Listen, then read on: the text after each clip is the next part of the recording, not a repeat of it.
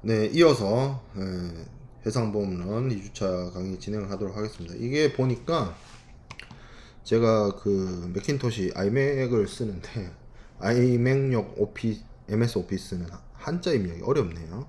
그래서 제가 저 태블릿으로 글자 쓰면 좀 영 이상한 필체가 돼서 실제로 이거보다는 글씨를 잘 씁니다. 실제 글씨는. 근데 그 와콤 펜으로 쓰면은 글자를 좀 잘 안 나오는데 이게 한자가 이래요. 우리가 보통 하물이라고 하면 요렇게 쓰죠, 한자를. 근데 이제 적하라고 하면 적재하다 할 때 적자에 하물을 적재하다라고 해서 보통 그 운송수단에 실려 있는 운송수단에 이렇게 적재되어 있는 하물을 지칭을 할 때 요 적하를 쓰기도 하고요. 그리고 사실 그 이 한자를 한국도 쓰고 중국은 뭐 더 말할 것도 없고 중국은 사실 이런 어떤 글자체보다 간자체라고 해서 줄인 걸 쓰잖아요. 그리고 정자체라고 해야 되나? 정자체를 쓰는 거는 이제 한국이나 이제 한국에서 이렇게 주로 쓰죠. 근데 일본도 한자어를 쓰죠. 일본도 한자어를 쓰는데 이게 이제 일본에서 온 한자어인데 요 적자하고 요 하자를 써서 적하라는 표현을 써요. 그래서 이것도 똑같은 의미입니다. 그 운송수단, 특히 이거 같은 경우에 요 글자 같은 경우에는 해상 운송수단이 선박에 적재되어 있는 하물을 지칭할 때 적하라고 해서 이 하자 하하하 할 때 하자를 많이 씁니다. 사실 다 같은 뜻이에요. 특히 요거 두 개 단어. 그래서 적하보험이라고 하든 적하보험이라고 하든 같은 의미입니다. 근데 교과서마다 조금 어떤 한자어를 쓰느냐에 따른 차이가 있다. 그래서 요즘에는 아예 그냥 하물보험 이렇게 이야기하는 책들도 있어요. 교과서 여러 이제 교수님들이 쓰신 책에 그 부분 이야기하고 그러니까 이게 다 같은 뜻이라는 걸 얘기를 했기 때문에 뭐 수업 중간중간에 뭐 저도 이게 좀 안 익숙하다고 해야 될까요? 원래는 대체적으로 이렇게들 많이 쓰시는데 저 같은 경우에 뭐 이렇게 쓰기도 하고 좀 그렇습니다. 예, 뭐 뭐이외 교수님들마다 누구는 이거 쓰고 누구는 이거 쓰고까지 설명하기에는 그렇죠. 그래서 뭐 이걸 지금 동영상으로 이제 찍고 있는 거라서 좀 얘기하기 좀 그렇고. 자, 그러면 이제 그 다음 해상보험에 대한 어떤 좀 설명을 이어가도록 할게요.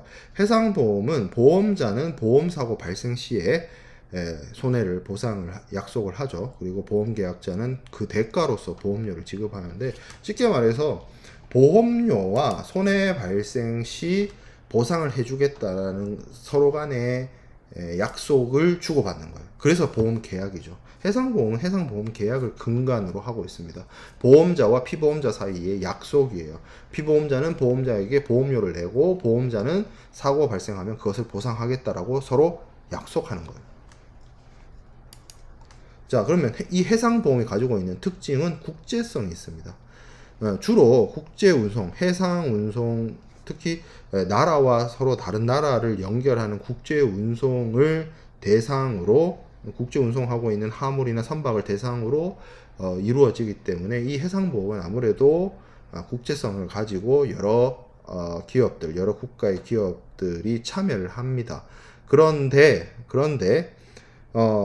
조금 좀 다른 게, 이게 결국에는 보험업계를 중심으로 돌아가다 보니까 이 해상보험 현대적인 해상보험의 효시라고 해야 될까요?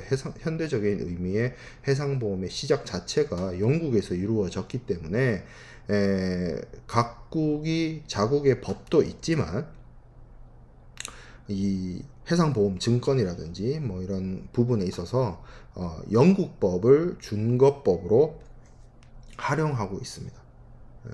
국제성을 가지고 있고 여러 나라들이 이 해상보험을 이용을 하지만 그럼에도 불구하고 영국의 법률, 해상보험과 관련된 영국의 법률과 영국의 간섭이 하나의 해상보험과 관련된 글로벌 스탠다드, 글로벌 기준이 되어 있다는 거예요. 자, 그리고 앞서 제가 얘기했던 것처럼 지금은 해상보험이라고 해서 정말 해상 구간만 보호하는 것이 아니라 육상 구간으로 그 확장성이 이루어져 있고, 그리고 여러 가지 사건에 대해서 여러 가지 사고, 화재도 있고 인적 사고도 있고 물적 사고도 있고 뭐 천재지변도 있고 뭐 정치적 불안으로 인한 뭐 여러 가지 사안들 뭐 이런 것들을 다 총괄해서 종합적으로 보험을 부보하고 있습니다. 그리고 한국의 경우에는 이제 주로 기업이 보험 회사들이 보험 계약을 체결하고 있죠.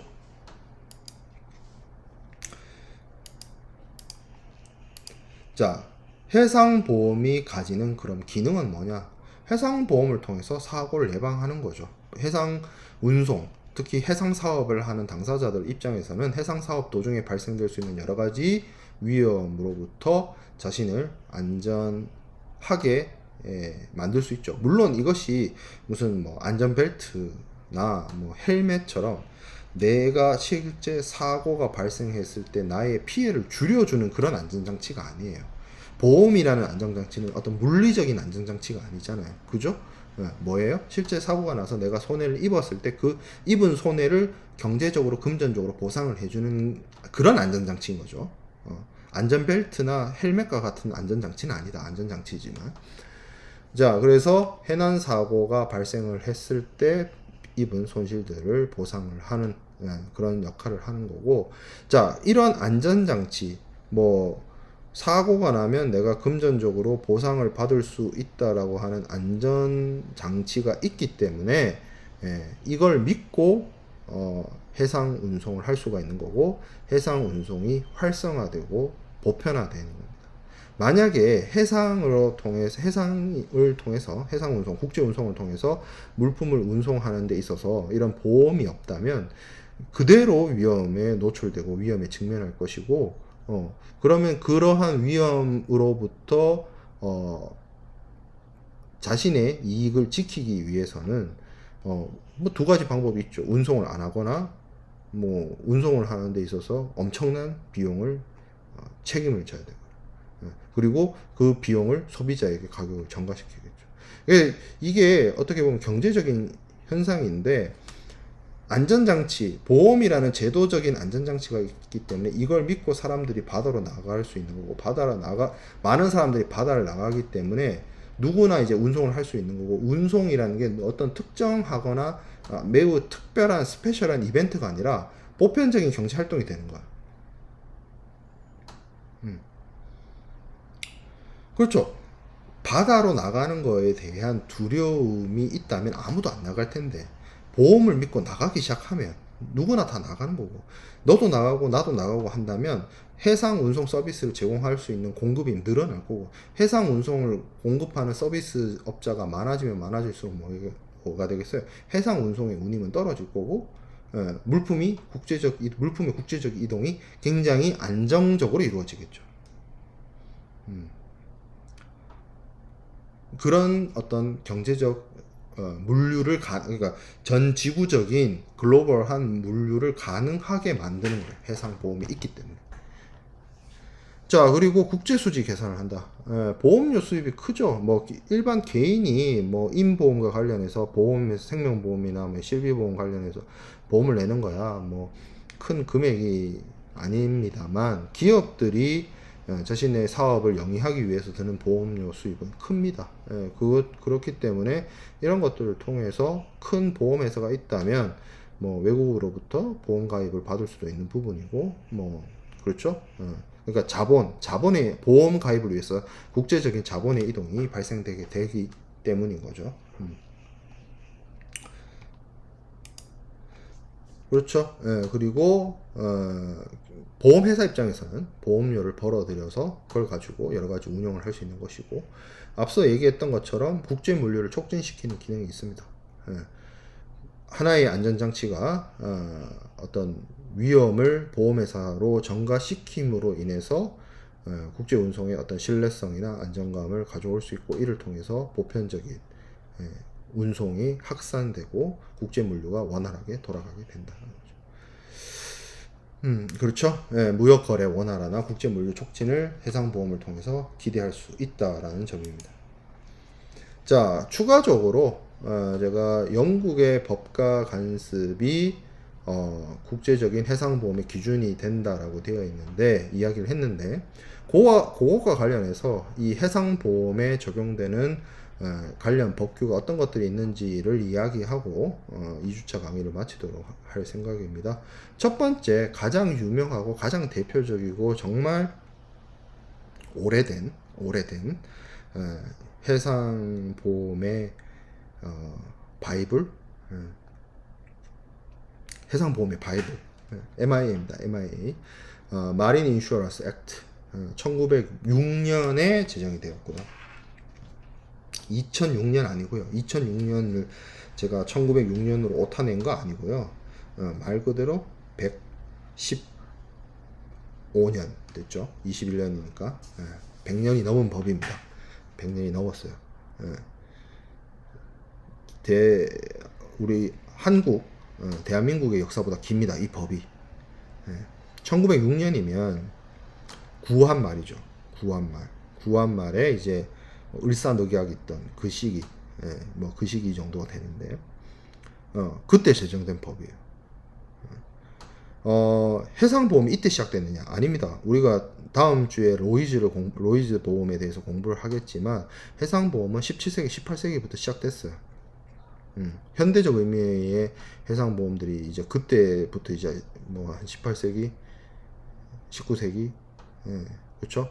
그때부터 이렇게 등장을 했기 때문에 해상보험이라는 개념은 훨씬 그 이전부터 있었지만, 영국은 영미법 국가이고, 보통 영미법은 불문법, 판례 중심의 불문법이긴 합니다만, 뭐 그것과 관련해서 공부를 해보면 알겠지만, 불문법 국가, 그러니까 판례 중심의 불문법 국가라고 해서 그러니까 성문법은 법전이 기록되어 있는 걸 규정해 놓은 걸 말하잖아요. 그런 영국이나 미국 같은 불문법 국가, 영미법 국가라고 해서 성문법이 없는 게 아니에요. 반대로 한국이나 일본이나 뭐 독일이나 이런 대륙법계 국가들은 성문법원이라고 얘기하죠. 성문법이라고 해서 법원의 판례를 무시하거나 그러지 않습니다. 법원의 판례는 굉장히 중요한 레퍼런스예요. 그래서 이 영국은 뭐였냐면, 이때까지 해상보험이 태동하고 나서 이 시기까지 오는 동안 여러 해상보험과 관련되어 있는 판례들을 쫙 모아서 해상보험과 관련된 하나의 성문법을 만듭니다. 그게 1906년에 있었고, 그것이 영국의 해상보험법이고, 이것이 사실 해상보험에 있어서 가장 중요한 기준이고 준거법이에요. 그리고 대부분의 국가들이 해상보험이라는 제도를 도입을 하면서 가져올 때 자기 나라의 법도 물론 있지만, 이 법을 하나의 어떤 모체로 삼고 있어요. 그래서 굉장히 중요하다는 거죠. 그래서 이 해상보험이라는 게 영국을 중심으로 역사가 시작이 됐는데, 그 이전에 1906년 이전까지 있었던 여러 가지 판례들을 정리해서 하나의 딱 법으로 만들어 놓은 거다. 그리고 총 이게 이제 94개조로 구성이 되어 있고, 내용들이 굉장히 어렵고 복잡합니다. 1906년에 제정되어 있기 때문에 영어 표현도 되게 옛날 표현이고 좀 그런 경향이 없지 않아 있어요. 해상보험법. 이거를 우리가 한 학기 동안 공부하느냐? 공부해야죠. 근데 풀 텍스트를 다 공부하는 건 아니고요. 몇 가지 이제 중요한 사안들 위주로 한 학기 동안 공부하게 될 겁니다. 자, 그 다음에 우리가 또 보게 될 게, 자, 상식적으로 생각을 해봐도 MIA라는 법이 1906년에 만들어졌습니다. 물론 뭐 그 이후에 개정이 없었냐? 큰 틀의 개정 없었어요. 뭐 그거를 보충하거나 보완하는 뭐 판례들이 나오기도 하고, 그 MIA를 뒤집는 어떤 판례나 판결도 있기도 했지만, 그게 사실 한국에 있는 한국과 같은 한국이나 뭐 일본이나 독일이나 이런 나라들 대륙법계 국가와 영미법 국가의 차이점인데,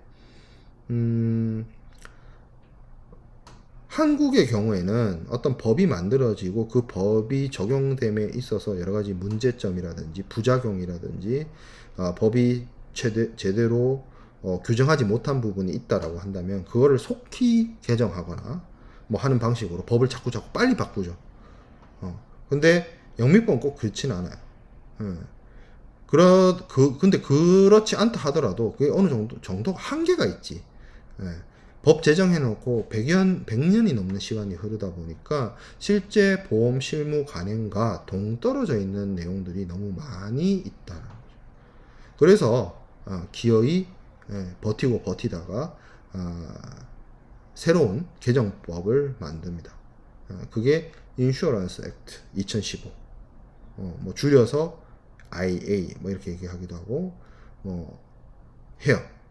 그러면 MIA를 이 인슈어런스 액트 2015가 완전히 대체했느냐, 완전히 바꿨느냐? 아니에요. 이것도 사실은 MIA의 일부 개정 버전이에요. MIA라는 법을 그대로 두고 그대로 존속시킨 상태에서 몇 가지 정말 바꿔야 될 것들만 핀포인트로 딱딱딱딱 찍어서 바꾼 거예요. 그게 인슈어런스 액트 2015입니다. 그래서 이게 2016년 8월 1일날 시행이 됐어요. 어느 부분을 바꿨는데, 첫 번째 고지 의무, 최대 선의 의무와 고지 의무에 대한 부분, 두 번째 담보, 그리고 세 번째 사기적인 보험금 청구에 대한 부분. 요 부분들이 그 외에도 몇 가지가 있어요. 이게 뭐 소비자 보험에 적용이 안 되고 몇 가지가 있는데, 이것들은 우리가 고지 의무나 담보를 공부할 때 더 자세하게, 그러니까 MIA의 규정은 이렇고 인슈어런스 액트 규정은 이렇다, 이런 식으로 우리가 학습을 하게 될 겁니다. 지금 단계에서는 MIA가 있고 인슈어런스 액트 2015로 개정이 되는데 어떤 부분이 개정됐구나, 이런 부분이 개정됐구나 정도로만 여러분들 체크해 두면 될 것 같습니다. 자, 그 다음에 그렇죠. 뭐 이 인슈어런스 액트 2015의 개정으로 인한 영향, 이런 영향들이 있습니다. 그래서 이 인슈어런스 액트로 인해서 개정된 부분은 인슈어런스 액트를 적용을 하고요. 인슈어런스 액트로 개정되지 않은 부분이 있잖아요. MIA 전체에서. 그건 그냥 그대로 MIA가 적용이 됩니다. 지금 현재는. 자, 그리고 이건 이제 영국 법이고, 한국의 상법도 있어요. 한국의 상법은 당연히 뭐 상거래와 관련된 뭐 모든 부분을 이제 규정하고 있기 때문에 한국의 상법에서는 이 보험에 대한 부분을 다루고 있고, 뭐 그리고 따로 보험업과 관련된 법이 따로 있어서 이런 것들을 통해서 이제 한국은 금융감독원이라는 곳에서 보험 사업을 관리 감독을 합니다. 그런데 이 해상보험이란 게 앞에서도 얘기했다시피 되게 국제성이 강하죠. 그래서 한국의 법을 적용하기보다는 국제적으로 약간 기준이 되어 있는 영국의 법과 간습에 따라서 적용을 한다라고 볼 수가 있어요. 좀 어떤 식이냐면, 한국 사람이 한국 기업과 보험 계약을 체결하면 보험 계약서를 쓸 거 아니에요? 그럼 그 보험 계약서가 일종의 보험 증권이 되는데, 그 보험 증권에 뭐라고 적혀 있냐면, 이 보험 계약 체결과 보험자의 의무와 뭐 보험급 지급과 관련된 사안들은 영국의 법과 간습에 따릅니다 라는 내용이 들어가 있어요. 보험 계약서에, 보험 증권에, 인슈어런스 팔리시에. 한국 사람하고, 그러니까 한국의 피보험자와 한국의 보험자가 만나서 한국에서 보험 계약을 체결하는데 그 보험 계약 증권에 그런 말이 들어가 있다는 거예요. 그게 이제 영국법 중거문헌이라고 되어 있는데, 실제로 보험 증권에 그런 내용들이 들어가 있습니다. 그러다 보니까 한국법을 적용하는 게 아니라 영국법을 적용하는. 그리고 해상보험과 관련돼서 뭐 대법원 판례 같은 게 있을 거 아니에요. 한국의 법원이 해상보험과 관련해서 뭐 소송이 붙어서 판결을 내리는데 보면 그 판결문에 보면 한국 상법 몇 조 몇 조에 따라서 이게 아니고 MI 규정을 준용해가지고 MI 규정을 바탕으로 재판을 하고요. 그리고 그 해상보험 계약에 있어서 그런 영국법을 적용하는 거에 대해서 이 보험 계약 자체에 영국법 준거 문헌이 들어가 있기 때문에 그런 영국법을 적용하는 것이 타당하다라고 한국 대법원이 보고 있어요. 실제로 그런 판례들이 많아요. 대법원 판례문 읽어보면. 그래서 한국의 상법이 있지만 한국의 상법은 주로 어떻게 보면 보험업이라든지 이런 부분에 있어서의 적용이나 이런 외부적인 부분에 국한되고 실제 보험 계약과 관련해서 보험자의 면책이라든지 보험금 지급이라든지 이런 부분들은 아무래도 영국의 법과 관습에 따를 수밖에 없다. 국제성이 있다라는 겁니다. 근데 모든 보험이 그러냐? 그거 아니에요. 해상보험만. 해상보험. 자동차 보험 아닙니다. 우리가 보험의 종류를 배웠어요. 보험의 수많은 종류들이 있어요. 앞에서 배웠잖아요. 이런 보험이 있다고요. 근데 우리가 한 학기 동안 배우는 보험은 뭐냐면 인보험과 물보험, 다시 말하면 손해보험 중에서도 뭐예요? 요거예요. 요거 해상보험. 한 학기 동안 배우는 내용들이 적용되는 게 이거에 적용되는 거예요. 이거. 영국의 법과 관습을 따른다? 이거 아니에요. 이쪽은 아니에요. 이쪽도 아니에요. 뭐에만? 이거에만. 그러면 모든 해상보험이 다 적용됩니까? 또 그렇게 얘기하기엔 또 곤란해요. 왜? 그 영국의 법과 관습을 따른다는 규정 자체가 뭐에 있냐면 인슈런스 팔리시 보험 증권에 그 내용이 들어가 있기 때문에 적용이 되는 거거든요. 사적 계약의 원칙에 따라서. 그러니까 그거를 이용해서 보험 계약을 체결하지 않았다면 뭐 얘기가 좀 물론 실무적으로 그런 보험 계약을 본 적은 없습니다만 어쨌든 그러니까 한국 사람이 한국에서 법을 적용받는데 그 한국 법을 적용 안 받을 정도가 되려면 뭐가 있어야 돼요. 국제사법의 기준에 따라서 뭐 이게 국제성이 있어서 국제적으로 적용되는 법에 의해서 다른 나라 법률이 이 거래, 이 법률 관계에 적용이 되려면 뭐가 있어야 됩니다. 근데 그 뭐를 만드는 게 사적 계약인 거예요. 보험회사와 피보험자 사이의 계약에 의해서 이 법률 관계, 보험과 관련된, 해상보험과 관련된 법률 관계에 다른 나라 법이 적용이 될 수 있다는 거. 너무 깊게 들어가지 맙시다. 굉장히 법의 국제사법성과 관련된 내용인데 핵심적인 내용만 하면 영국의 법과 관습이 전 세계적으로 하나의 국가의 법률로 끝나는 게 아니라 전 세계적인 해상보험의 바이블 내지는 글로벌 스탠다드다. 한국도 한국 상법이 있고 보험업법이 있고 보험과 관련된 여러 가지 법이 있지만 해상보험에 있어서는 이런 국제성을 인정을 해서 한국의 대법원도 영국의 법과 관습을 준용을 해서 판결을 내릴 정도로 그 국제성이나 영국 법의 중거법적인 성격을 인정하고 있다. 이렇게 정리하면 될 것 같아요. 자, 그 외에도 요코 앤 터프 룰이 있습니다. 이거는 여기서 자세하게 얘기하진 않을게요. 이 요코 앤 터프 룰은 우리가 뭘 공부하고 나야 제대로 이해가 되냐면 공동 훼손이라는 메커니즘을 공부를 해야 이게 이해가 됩니다. 이 요코 앤 터프 룰이란 건 국제 규칙이에요. 국제 규칙인데 국제해사위원회, 해사와 관련된 전 세계적인 기구죠. 국제기구 때 여기서 제정을 했는데 뭐를 위해서? 공동훼손과 관련된 그리고 공동훼손의 뭐를 위해서? 정상과 관련된 국제규칙입니다. 정상.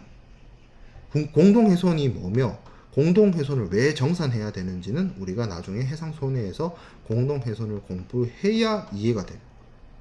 그러면 다시 뒤집어서 생각을 해보면 우리가 뒤에서 공부하게 될 공동훼손이 발생하게 되면 적용되는 국제규칙이 이거구나 라고 알아두면 된다는 거죠. 요코 앤 터프 룰. 사실 이 부분은 굉장히 전문적인 분야고 너무너무 전문적이고 너무 세부적인 내용이라서 이 수업의 목적, 해상보험론이라는 목적 하에서 뭐 너무 딥하게, 너무 깊게 내용을 탐구할 정도는 아니라는 생각이 들어요. 그래서 우리가 수업 시간에 다룰 내용은 공동훼손이 뭐며 공동훼손에 대한 메커니즘을 이해하고 나서 그것을 정산하는 과정이나 적용하는 과정에 있어서 욕 엔터 브루를 적용을 한다 정도로만 이해하면 될 것 같습니다. 자, 그래서 이번 주 수업은 여기까지 진행을 하도록 하고요. 이제 서서히 해상보험과 관련된 이제 본질적인 내용을 이제 다루려고 하는데, 아마 다음 주는 해상보험의 역사를 안 할래 안 할 수가 없네요. 로이즈를 설명을 해야 되기 때문에. 그래서 로이즈하고 해상보험의 역사, 그러면서 이제 해상보험 계약, 이런 부분으로 넘어가도록 하겠습니다. 수고했습니다.